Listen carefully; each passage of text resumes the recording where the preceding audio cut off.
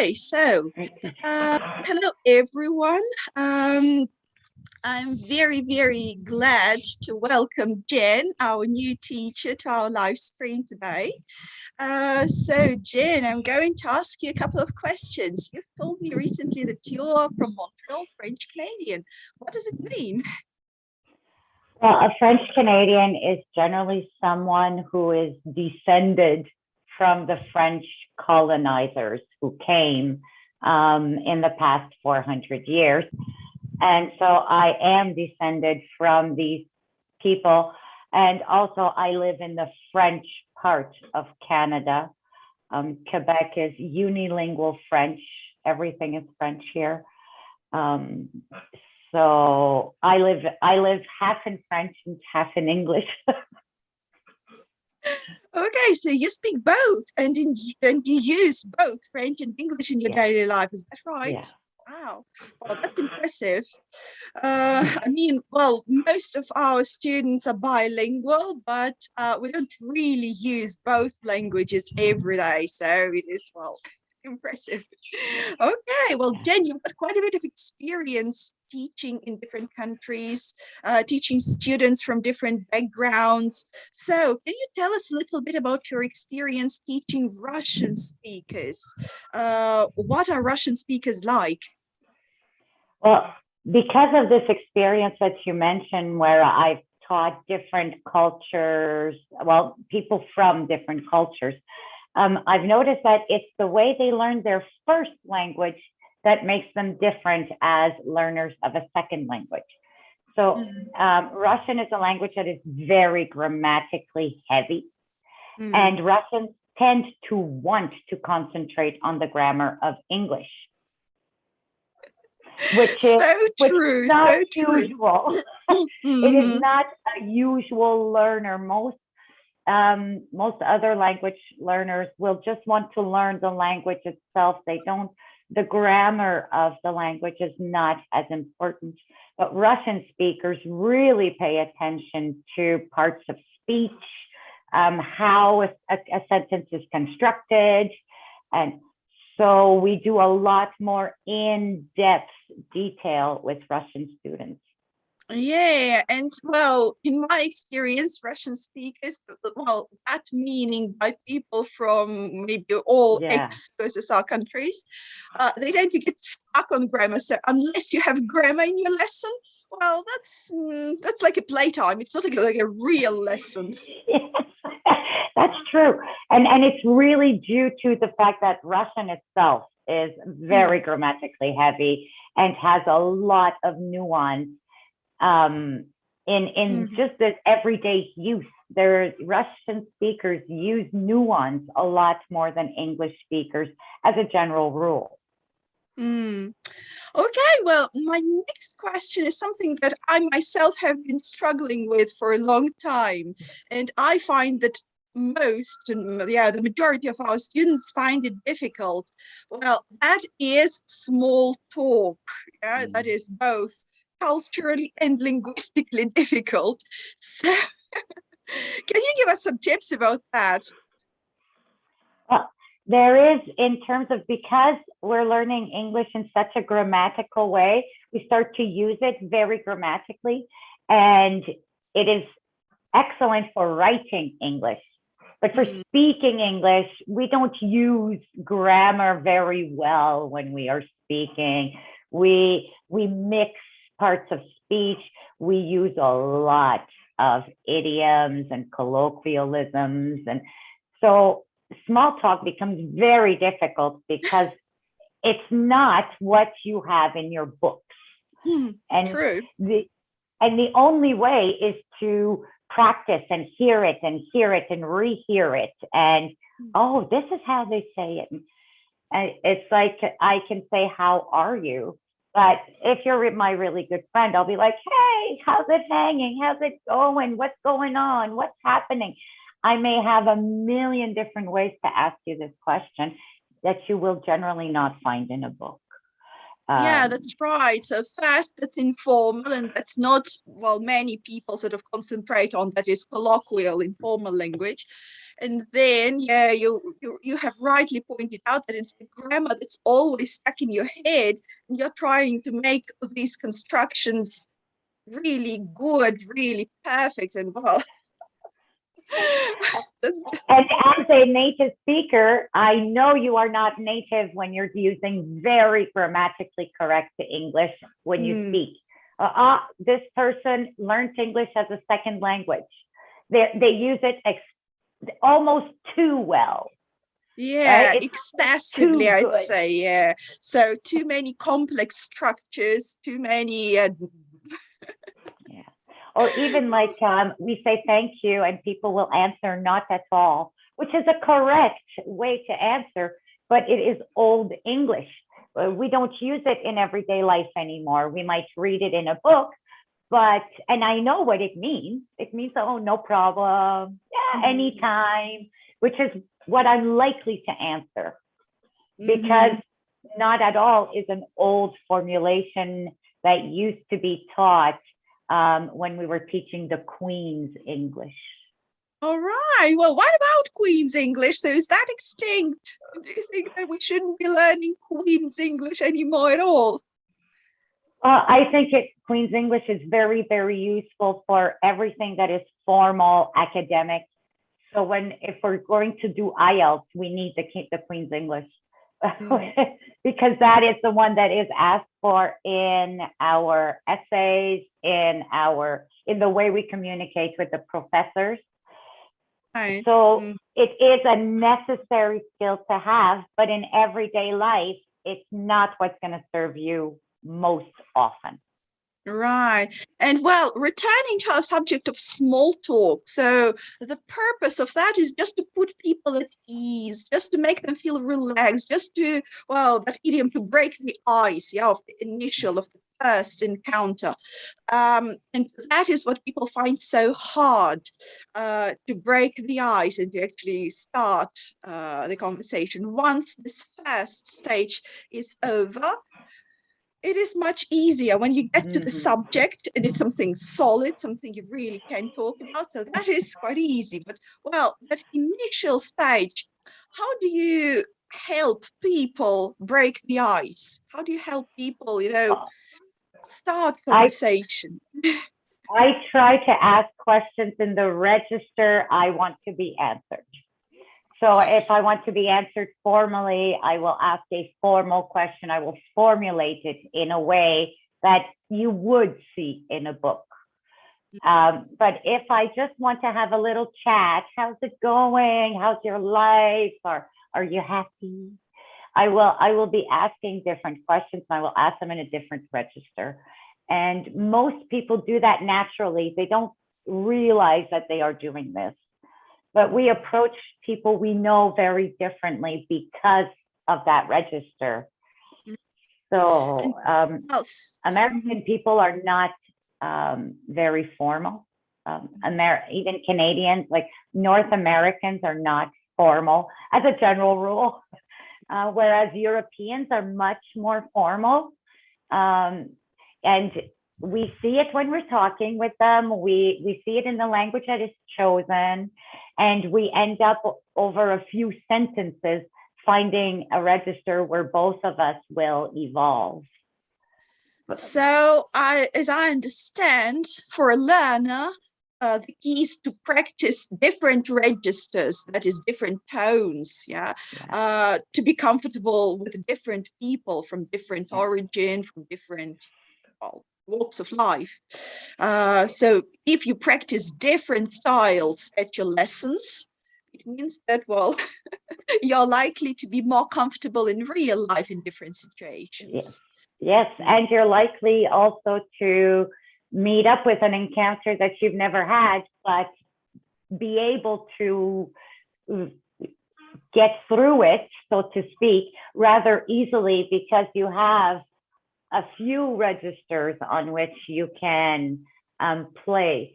And so oftentimes I will tell the students to watch movies from different countries, different English-speaking countries, to have different registers, just to hear it, even if you don't understand exactly what, hear the rhythm of the way the language is used, and so that when you meet up with it, it's not something that is like completely new. It's something you've heard before.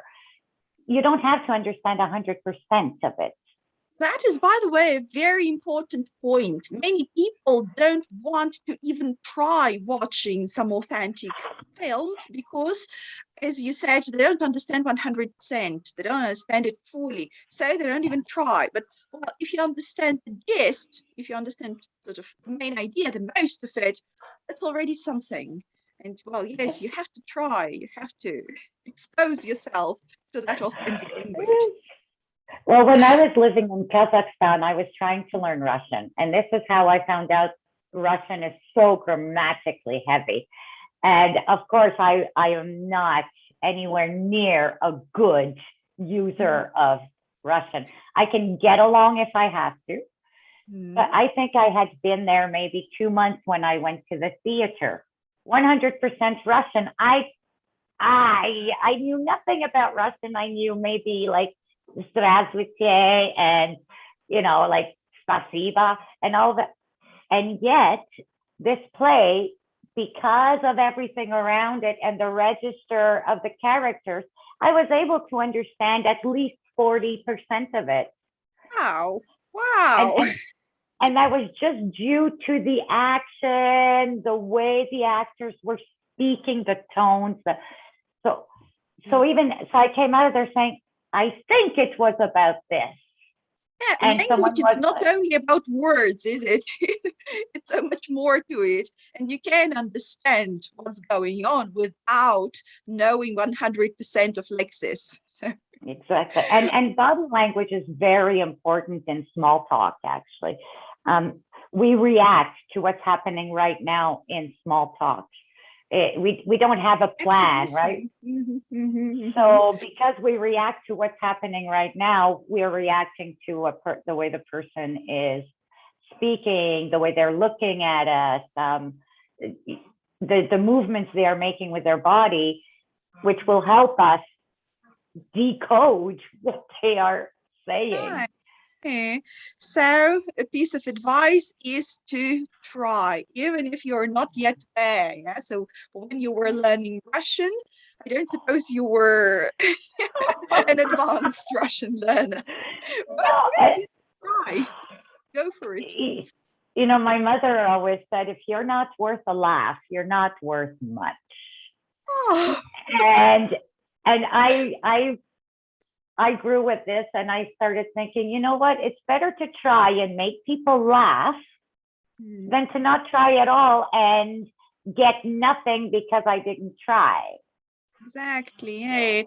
It is again embedded in culture. So many people, they're so much afraid to lose their face in front of the others. They're so much afraid to be intimidated, humiliated in front of the others. So yeah, they're not even trying. And yeah, they're losing a lot. They're progressing. We all have our limits, and part of learning language is going past those limits, and it's very hard to go past. That's why we need people who are going to encourage you, even when you're making that mistake, even when you're using a word that makes the, sometimes I'm laughing. It's not because you said the wrong word, or it's because the word you chose made what you said a funny statement. Right? It's because you chose a word that made it like, oh, wow, this is really cool. Because so oftentimes people are laughing, not because you made a mistake, but because the mistake you made is an interesting one. Yeah, right.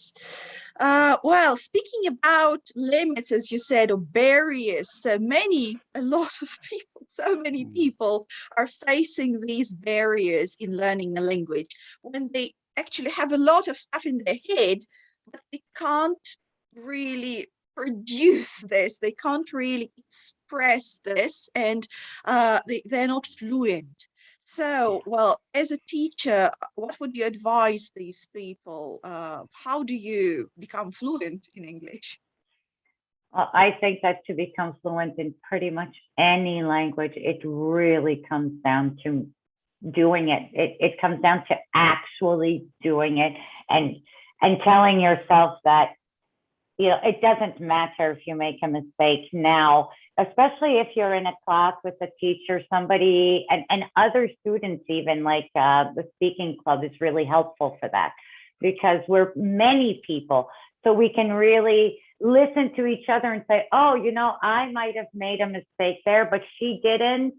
And we don't even have to show that we would have made a mistake. Like, we can know before. So that is helpful in giving confidence. And then it's just a trying. And when you're in a space with a teacher, now that is the place to do so. It's the place where you are A safe safe environment to make your mistakes. and to practice and to get a feedback that will tell you what is the mistake, why it is a mistake.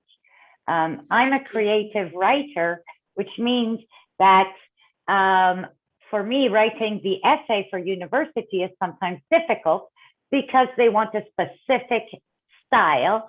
And since I'm a creative writer, I tend to use the style I feel like using at the moment because I'm writing a story. But now I'm writing essays, and they ask for very specific things and specific words. And so even I myself, as a native speaker, I need to use different registers for different things. Of course, yeah, of course. I just wanted to mention that speaking of a speaking club, speaking of a speaking club, so that is why we have them in different levels. So yourself plus your peers, you're more or less of the same level, and it is just so easy and comfortable to learn together. You learn from your own mistakes, of course, from the corrections that your teacher gives you, and from mistakes your peers make. So it just works, because same level, it's a safe environment, as we said, and it's just practice.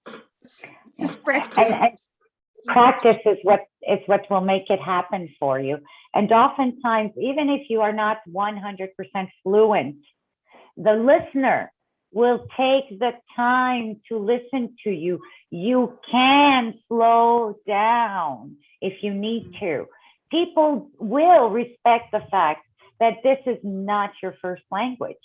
Many English speakers do not speak more than English. So it is very impressive to meet someone who is trying to communicate with me in my language, knowing that they have learned it specifically to communicate with me. I can take time. We need to remember that the people listening to us are not there to laugh at us. They are really there to communicate back.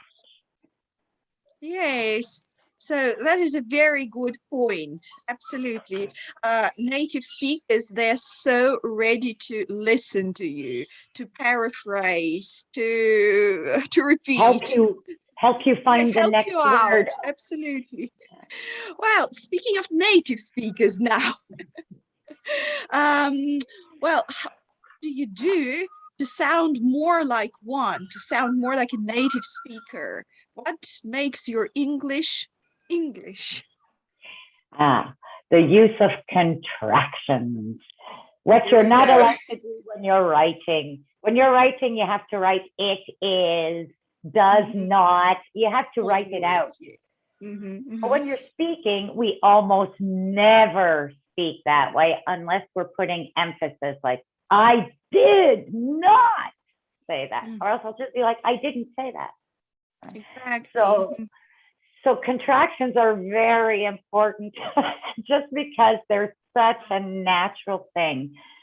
And of course, then it's the little things that are colloquialisms, and they're each part of, colloquialism in London, England is not the same as in Melbourne, and it's not the same as in Ottawa, because they're they're co-locations, right? They're They're local. local, usually examples of some local language, absolutely. And again, that's usually not in the books, so you just live it and you absorb it.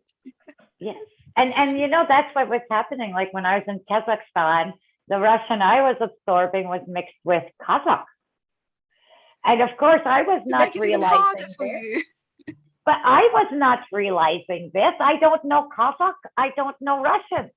So to me, it's like, but then I would say a word to a Russian speaker, and they'd be like, that's not Russian. Mm. But it was local to where I was. And that's what I learned because that's what I needed. By the way, what about Canadian English and especially Quebec English? Is that very different from, Yeah, well, standard yeah, English? yeah. Quite different. Quebec Yeah. Quebec English is well, Quebec English is mixed with French, and Quebec French is mixed with English. So Quebec people have a dialect. It's a francophone dialect, but it's a dialect. And as I traveled, I really realized how much my French was a dialect as I was meeting more and more French people who were like, oh, that's a Quebec thing. That's a Quebec thing. I was like, oh, like I didn't realize that my own language was so mixed, the two languages together. Well, But I gather English you can still Canadian is not like that. understand each other in French and in Yeah. English, but there are these, well, peculiarities. Yes. Well, a lot of Frenchmen, when they come to Quebec, they don't understand us. They have a very So, difficult time. We have a particular accent that is old French, and we use old French, and then it's mixed with English, and the formulation of French is Anglophone, and so it's so mixed that French people have a difficult time when they come here. They can get along, but and what they about are English? not a problem. English is Not very a problem. different. English, we are That's a between, relief. yeah, English, we're between England and the USA. So in everyday speech, I'm using American English, but when I'm writing, I'm using British English. So Well, when I I can write, easily understand you, so I don't suppose that there is a really huge difference. Um, that's and good. most of Canada, from like the Quebec border to the west to Vancouver, we have pretty much one accent. My English is mostly from Western Canada because I was raised between Quebec and Western Canada. But the people who live in Eastern Canada, Newfoundland, and the islands, they have their own accent. And is that very different to, well, the language you It's speak, for example? not really. For me, it sounds a little bit like New Zealand English, Oh, which is a little different, right? It's I understand what they're it's telling a me, long throw.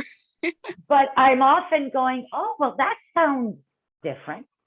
In Mhm, my, in my ear, I'm like, oh, that's what they said. mhm, mhm. And I know that's what they said, but it doesn't sound the same. Right. Well, that's so awesome. Just, Yeah. having different accents, dialects, different sorts of English, different Yeah. variants of English is just amazing.